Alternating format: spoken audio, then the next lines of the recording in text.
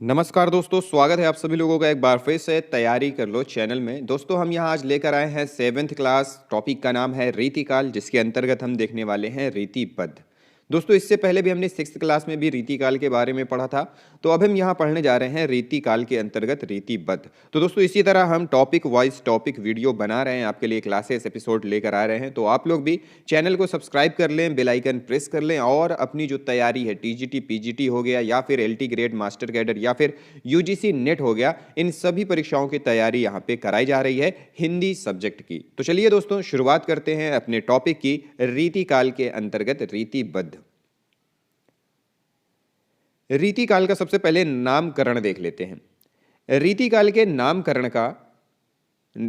का जो नामकरण हुआ था उसमें बहुत सारे लोगों में मतभेद है, मतलब किसी ने कुछ कहा किसी ने कुछ कहा। तो चलिए देख लेते हैं। आचार्य रामचंद्र शुक्ल ने इस युग में रीति ग्रंथों की बहुलता को देखते हुए इस युग का नाम क्या रखा? रीतिकाल। वहीं मिश्र बंधुओं ने इस काल को अलंकृत काल कहा। डॉक्टर रामशंकर शुक्ल रसाल ने इस काल को कला काल कहा तथा आदि काल को जयकाल कहा। तो यहाँ पे अगर रीतिकाल की बात आती है तो आचार्य रामचंद्र शुक्ल ने क्या कहा? आचार्य रामचंद्र शुक्ल ने इसे रीतिकाल कहा। वहीं मिश्र बंधुओं ने इसे अलंकृत काल कहा। डॉक्टर रामशंकर शुक्ल रसाल ने इसे कला काल कहा। तो ये हो गया रीतिकाल का नामकरण। आगे देखते हैं। इस काल का सबसे अधिक सार्थक नाम आचार्य विश्वनाथ प्रसाद मिश्र, डॉक्टर राजनाथ शर्मा, डॉक्टर जय किशन प्रसाद की दृष्टि में श्रृंगार काल है। तो प्रश्न पूछता है कि निम्नलिखित में से श्रृंगार काल किसे कहा जाता है? तो याद रखिएगा रीति काल को श्रृंगार काल कहा जाता है और वहीं आचार्य रामचंद्र शुक्ल ने उसे रीति काल कहा, मिश्र बंधुओं ने अलंकृत काल कहा और डॉक्टर रामाशंकर शुक्ल रसाल ने उसे कला काल कहा। रीतिबद्ध। अब हमारा टॉपिक स्टार्ट होता है रीतिबद्ध काव्यधारा। इसके अंतर्गत देखेंगे रीतिकाल के प्रथम वर्ग के कवियों में संस्कृत के आचार्यों की भांति काव्यांग निरूपण संबंधी लक्षण ग्रंथों की रचना करते हुए उसमें काव्यांगों के लक्षण और उदाहरण दिए गए थे। ये कवि रीतिबद्ध कवि कहलाए। रीतिबद्ध जो धारा थी उसके अंतर्गत जो कवि थे वो रीतिबद्ध कवि कहलाए। इन कवियों का मुख्य उद्देश्य अपनी काव्य प्रतिभा का परिचय देना था अथवा वे लक्षणों के वर्णन पर उतना ध्यान नहीं देते थे जितना ध्यान वे उदाहरण पर देते थे। मतलब वो लक्षणों पर उतना ध्यान नहीं देते थे अपनी रचनाओं पर, लेकिन उन लक्षणों के उदाहरणों पर वे ज्यादा फोकस करते थे। तो ये था रीतिबद्ध। एक रचना है जिसे छंदों का अजायब घर कहा जाता है। छंदों का अजायब घर, रामचंद्रिका को छंदों का अजायब घर कहा जाता है। अब बात यह आती है कि इस छंदों का अजायब घर इसे कहा किसने है? तो चलिए देखते हैं। केशव रीति काव्य के प्रथम आचार्य माने जाते हैं। इन्हें हिंदी तथा संस्कृत का बहुत अच्छा ज्ञान था। ये संगीत, ज्योतिष, राजनीतिक के भी ज्ञाता थे। इसका प्रमुख ग्रंथ, मतलब किसका? केशव जी का प्रमुख ग्रंथ रसिक प्रिया, रतन बावनी, वीर सिंह देवचरित, जहांगीर जसचंद्रिका, नक्षिक, छंदमाला, कवि प्रिया तथा रामचंद्रिका है। रामचंद्रिका में महाकाव्य शैली अपनाई गई है। रामचंद्रिका एक प्रबंध काव्य है और इसकी भाषा ब्रज है। आचार्य रामस्वरूप चतुर्वेदी जी ने रामचंद्रिका को छंदों का अजायब घर कहा है। तो यहाँ पे सवाल का जवाब आ गया कि छंदों का अजायब घर किसे कहा जाता है? रामस्वरूप चतुर्वेदी ने रामचंद्रिका को छंदों का अजायब घर कहा है। रीतिबद्ध के प्रमुख कवि कौन है? चिंतामणि, मतीराम, देव, ग्वाल, केशवदास, मंडन, भिखारीदास, जसवंत सिंह। रीतिकाल का प्रवर्तक कवि माना जाता है चिंतामणि को। यह प्रश्न भी कई बार पूछा गया है कि रीतिकाल का प्रवर्तक कवि निम्नलिखित में से कौन है? तो जवाब याद रखना, चिंतामणि है। केशवदास के ऊपर कुछ प्रमुख तथ्य देख लेते हैं। केशवदास रसिक प्रिया, कवि प्रिया और छंदमाला ये रीति ग्रंथ हैं जिनमें क्रमशः नवरस, अलंकार, छंदों का निरूपण हुआ है। रामचंद्रिका में राम कथा का प्रबंधात्मक वर्णन हुआ है। रामचंद्रिका में राम कथा जो है उस पर प्रबंधात्मक वर्णन हुआ है। विज्ञान गीता में आध्यात्मिक विषय के प्रस्तुत किया, आध्यात्मिक विषय को प्रस्तुत किया है किसमें? विज्ञान गीता में। नखशिख में परंपरागत उपमानों की सहायता से राधा के विभिन्न अंगों का वर्णन हुआ है। नखशिख में परंपरागत उपमानों की सहायता से राधा के विभिन्न अंगों का वर्णन किया गया है। रसिक प्रिया एवं कवि प्रिया में 16 प्रकाश हैं। रसिक प्रिया, कवि प्रिया तथा नखशिख ये मुक्तक काव्य हैं।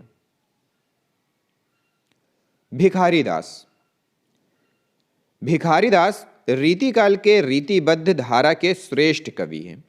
इनका जन्म प्रतापगढ़ के निकट हुआ था तथा मृत्यु बिहार के आरा में हुई थी। इन्होंने काव्य शास्त्र पर कई ग्रंथ लिखे हैं, जिनमें काव्य निर्णय सबसे श्रेष्ठ है। इनके द्वारा लिखे गए अन्य रचनाएं जो हैं वो हैं रस सारांश, श्रृंगार निर्णय, छांदार्णव पिंगल, अमरकोश या शब्द प्रकाश, विष्णु पुराण भाषा और शतरंज शतिका, ये इनकी प्रमुख रचनाएं हैं। वहीं भिखारी दास कृत प्रमुख काव्य शास्त्रीय ग्रंथ है रस सारांश तथा श्रृंगार निर्णय। तो ये जो लास्ट लाइन है इस पे प्रश्न ये पूछा गया था कि भिखारी दास द्वारा कृत काव्य शास्त्रीय ग्रंथ निम्नलिखित में से कौन सा है? तो यहाँ पे ऑप्शंस दिया रहेगा रस सारांश, श्रृंगार निर्णय। तो इन दोनों को आप याद रखिएगा कि रस सारांश और श्रृंगार निर्णय ये भिखारी दास के काव्य शास्त्रीय ग्रंथ हैं। कवि भूषण या भूषण, इनके बारे में देखते हैं। भूषण हिंदी रीति काल के अंतर्गत वीर काव्य तथा वीर रस की रचना करने वाले प्रसिद्ध कवि हैं। इनका वास्तविक नाम घनश्याम था। इस पर भी प्रश्न पूछा गया है कि भूषण जी का वास्तविक नाम क्या था? तो घनश्याम था। चित्रकूट हृदयाराम के पुत्र रुद्र सोलंकी ने इन्हें भूषण की उपाधि दी थी। तो एक प्रश्न यहां यह पूछा गया है कि भूषण जी को भूषण की उपाधि किसने दी थी? तो यहां पे उसका उत्तर है चित्रकूटपति हृदयाराम के पुत्र रुद्र सोलंकी ने इन्हें भूषण की उपाधि से विभूषित किया था। भूषण 1627 से लेकर के 1680 ईस्वी तक महाराज शिवाजी के आश्रय में रहे हैं। इनका छत्रसाल बुंदेला के आश्रय में भी रहने का उल्लेख मिलता है। ये रीतिकाल के रीतिबद्ध काव्यधारा के प्रसिद्ध कवि हैं। रीतिकाल के रीतिबद्ध काव्यधारा के कवि हैं। शिवराज भूषण, शिवा बावनी, छत्रसाल दशक नामक 3 ग्रंथों की इन्होंने रचना की है जो अभी मिले हुए हैं। बाकी इन्होंने लगभग 6 ग्रंथों की रचना की है। 6 ग्रंथों में से 3 ग्रंथ इनके उपलब्ध हैं। तो सवाल ये आता है कि भूषण को भूषण की उपाधि किसने दी? तो रुद्र सोलंकी ने दी है। और इनका वास्तविक नाम क्या है? घनश्याम। फिर है शिवराज भूषण। शिवराज भूषण भूषण के आचार्यत्व को सिद्ध करने वाला एक अलंकार ग्रंथ है और एक सुसंबंध योजना के साथ लिखा गया है। शिवराज भूषण में भूषण ने 105 अलंकार दिए हैं और कहीं कहीं एक अलंकार के 1 से अधिक उदाहरण भी दिए हैं।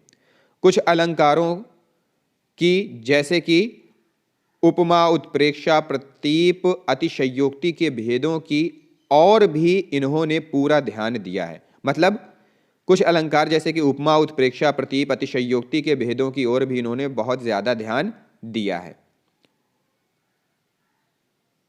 फिर है हिंदू जाति का प्रतिनिधि कवि। यह प्रश्न पूछा गया है कि निम्नलिखित में से कौन हिंदू जाति आचार्य रामचंद्र शुक्ल के अनुसार पूछा जाता है। तो देखते हैं इसके अंतर क्या है। आचार्य रामचंद्र शुक्ल ने अपने हिंदी साहित्य का इतिहास ग्रंथ में लिखा है कि शिवाजी और छत्रसाल की वीरता के वर्णनों को कोई कवियों की झूठी खुशामद नहीं कह सकता। वे आश्रयदाताओं की प्रशंसा मात्र नहीं है। इन 2 वीरों का जिस उत्साह के साथ सारी हिंदू जनता स्मरण करती है उसी के व्यंजन भूषण जी ने, उसकी व्यंजना किसने? भूषण जी ने की है। वे हिंदू जाति के प्रतिनिधि कवि हैं। तो हिंदू जाति के प्रतिनिधि कवि कौन है? तो भूषण जी हैं। और ये किसने कहा है? ये आचार्य रामचंद्र शुक्ल ने कहा है। किसमें कहा है? अपनी हिंदी साहित्य का इतिहास ग्रंथ में कहा है। और उस पर थोड़ा सा उन्होंने बताया भी है कि किस तरह से वे हिंदू जाति के प्रतिनिधि कवि कहलाए। रसलीन। रसलीन का वास्तविक नाम है गुलाम नबी। इन पर प्रश्न पूछा गया है, रसलीन का वास्तविक नाम क्या है? रसलीन। वे संस्कृत, प्राकृत, अपभ्रंश, ब्रज और अवधी के साथ साथ अरबी, फारसी के भी विद्वान थे। ये रसलीन उपनाम से रचना करते थे, इसलिए रसलीन कहलाए। इनका एक दोहा है जिसे लोग भ्रमवश बिहारी का दोहा समझ लेते हैं। दोहा है, अमीय हलाहल मत भरे, श्याम श्वेत श्याम रत्नार, जियत मरत झुकी झुकी परत जिहिम चितवत इक बार। तो ये इनका दोहा है जिसे लोग बिहारी का दोहा समझकर, और ये प्रश्न पूछा भी गया है कि अमीय हलाहल मद भरे श्वेत श्याम रत्नार, जियत मरत झुकी झुकी परत जिहिम चितवत इक बार, ये किसका दोहा है? तो वहाँ पे ऑप्शन में बिहारी जी भी आते हैं, भूषण जी भी आते हैं, और भी ऑप्शन आते हैं। तो यहाँ पे हमें याद रखना है कि ये किसका है? ये रसलीन जी का है। ठीक है। तो दोस्तों ये था हमारा आज का टॉपिक रीतिबद्ध, जिसको हमने यहाँ कंप्लीट किया। अब हमारा जो अगला टॉपिक है रीति काल के ही अंतर्गत आएगा, रीति सिद्ध।